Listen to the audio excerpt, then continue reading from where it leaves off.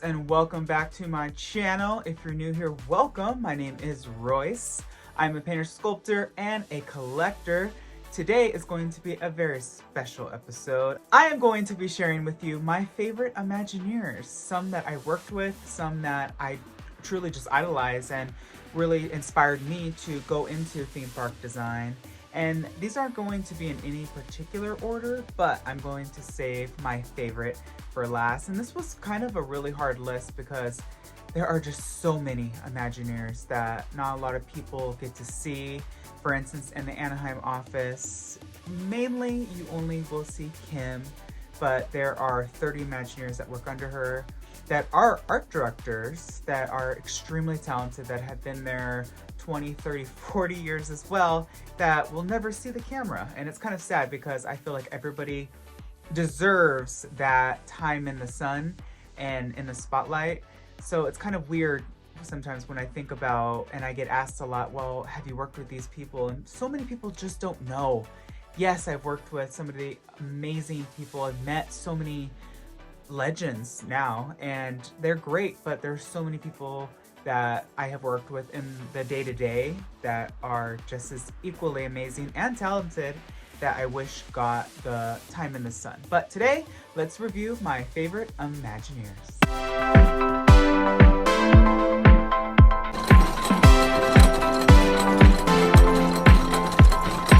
Alright, first up is going to be a truly legendary Imagineer, and I got to work with her daughter, so it's just really fun to see that this family artistry line has continued 3 generations now. We're talking Leota Toombs. She is obviously most notable for being Leota in the Haunted Mansion. However, she was also extremely talented, and she has quite a lineup of work that she's done, from the Hall of Presidents to Tiki Room to obviously the Haunted Mansion. I got to work with her daughter, Kim Irvine, which to me, I remember my first one-on-one meeting with her. It was just so fun, and honestly, it was kind of like I wanted just to pick her brain about her mom, because her mom got to work in the true original WED model shop and with that original team, and it was just kind of my dream to have been alive and working at Disney at that specific time. You'll see behind me, for instance, majority of the figures that I have are from that era. I just love the 60s, 70s, 80s, a little bit of 90s era of WED model shop figures. So definitely Leota has to be on this list. Next up is going to be a more contemporary Imagineer.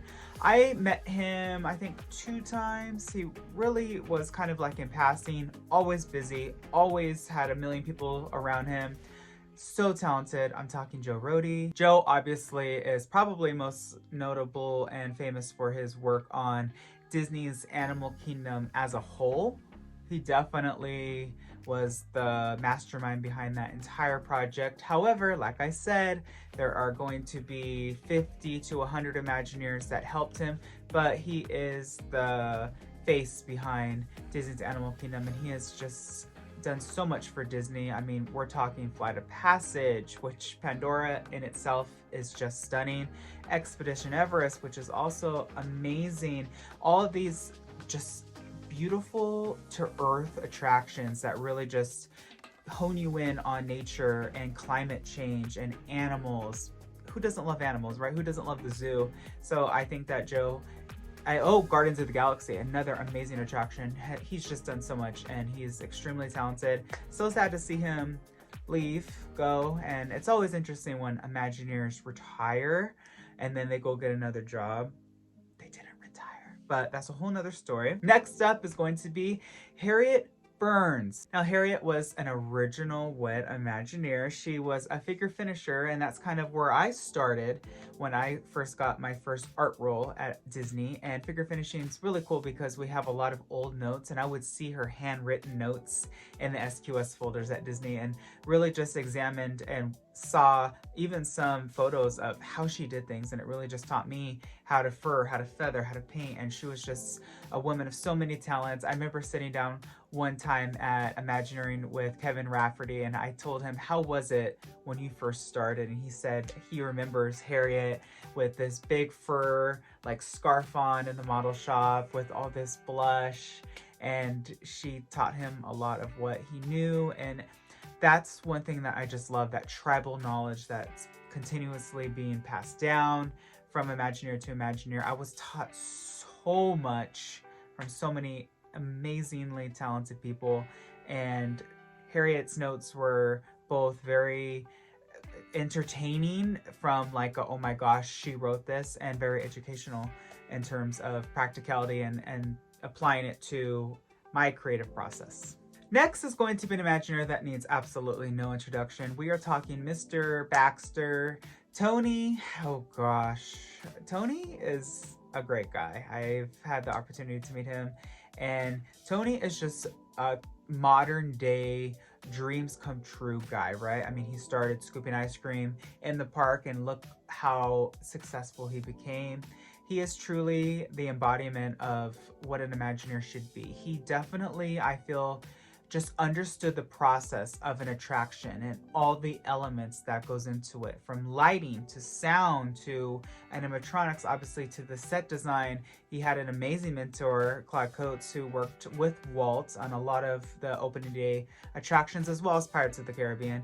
And Tony just, I feel, absorbed all of that knowledge from him. And then himself is just such a creative guy.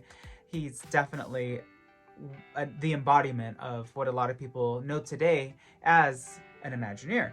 And he's just such a fun guy. Along with my next one, Rolly Crump. Now, Rolly just passed, and I'm so sad. I never got the opportunity to meet Rolly, but I did get the opportunity to talk a little bit with his son at Imagineering, Chris. And you know, Rolly is the type of guy I feel that he would always like goof around, but he would get the work done. But he was such a dreamer. You know, look at the work that he did for Museum of the Weird that never took place in the mansion. However, just the time and the just crazy concepts that, look at the candlestick man that he created. I mean, the bat in the cage, all these amazing, oh wait, Mark Davis did the bat in the cage, but just all these amazing concepts. This guy was super talented, and I loved his work with the outside facade. For instance, at the Tiki Room, if you look at the queue, I remember him saying that he went and got a plastic fork and carved all those little indentions into the Tiki gods. Little stories like that of how these artists used the tools that they had to make what is now so iconic, priceless artwork, beautiful displays, animatronics, figures, sets, designs. It's just, you can't give it enough praise and enough attention. And Rolly, the world is a sadder place without him, because he was just such a talented guy. Number 2 is going to be my second favorite Imagineer. This guy's work is all behind me. He created probably every figure that you see, except for the Gelflin, of course, because that's Jim Henson. We're talking Blaine Gibson. Blaine Gibson was the principal head Imagineer in the sculptor model character department. He sculpted all of the figures that you'll see in terms of Pirates of the Caribbean, the Haunted Mansion, Tiki Room. He did the Small World doll. There was a lot of actually debate, and I actually asked him, like, who sculpted the Small World head? And she told me Blaine, so I'm gonna go with that. He was just super talented. I love watching his old interviews, because he was the type of guy that he said, I didn't stop until the sculpt that I was working on looked back at me. How amazing is that? And I look at all these figures that he sculpted, and you could just see the design and the sophistication of these characters and the beauty of the wrinkles. And he was just such a talent. Walt was so lucky to get him, and he actually worked at the animation studios for a little bit and crossed over. And that's one thing that I really love, and that kind of segues into our next Imagineer, which is going to be Mark Davis. I mean, I think Mark is truly everyone's favorite animator, Imagineer, Disney artist. I mean, but for me, this guy really just lit a fire under me to be an artist. Wow. the work that he did is honestly a whole video in its own, because he worked on and designed so many iconic characters, including Tinkerbell, Maleficent, Aurora. I mean, for one guy to get 2 lead characters in an animated film today, that would never happen.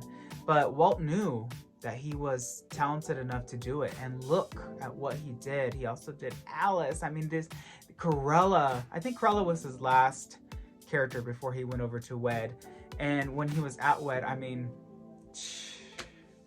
his portfolio is out of this world. He did so many things for pirates. I mean, the last things that he did was the Country Bird Jamboree.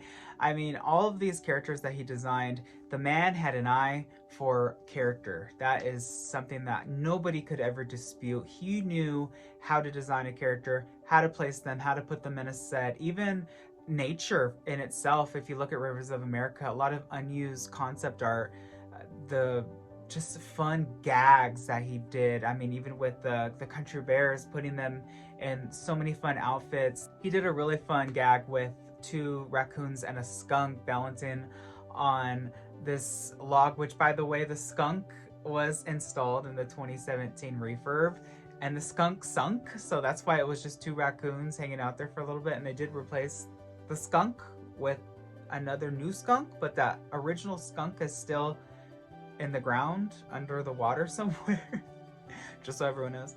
And then, of course, like for instance, the Grand Canyon, if you look really closely, right when you first enter at Disneyland, you will see I think it's a Roadrunner with a snake, and that's a concept design that he did that was just implemented not too long ago. The guy was so talented. He designed one of my favorite characters, Maleficent, and I think that Mark just embodied the process, and he understood how theme parks work and what characters could be, and he was amazing at characters. And I really wish that he did more just paintings in general. I've seen a lot of his paintings, and a lot of people are going to be like, well, what about Mary Blair, you know, what about Bob Gurr? They're amazing, but like I said, I am just highlighting my favorites for my specific reasons. A lot of these Imagineers worked on figures and were figure finishers, and that's where I started. So for me, it's just like I relate more to them, and Mark especially, because he just inspired me. I remember seeing him at like a Disney Channel commercial back in the day. I don't know if it was Imagineer that. Do you remember Tom Morrow 2.0? That was an amazing like commercial. All right, dreamers, well, that's all the time we have for today's episode. If you like this content, please hit subscribe, like, ring the bell icon. You know the drill. That way you're notified whenever I upload a new video. I'm going to be starting a lot of new projects. I have the dog and the pirate scene with the key coming up, because, and this is like prolonging, I don't know when you're gonna watch this video. I could have already have done it, or I haven't done it yet, but I'm going to be doing the pirate's gel scene in the closet in my studio. So keep an eye out for that. It probably won't happen for like another year, so depending on when you watch this, keep an eye out. But until then, dreamers, always remember not only to follow your dreams, but to chase them. Later, dreamers.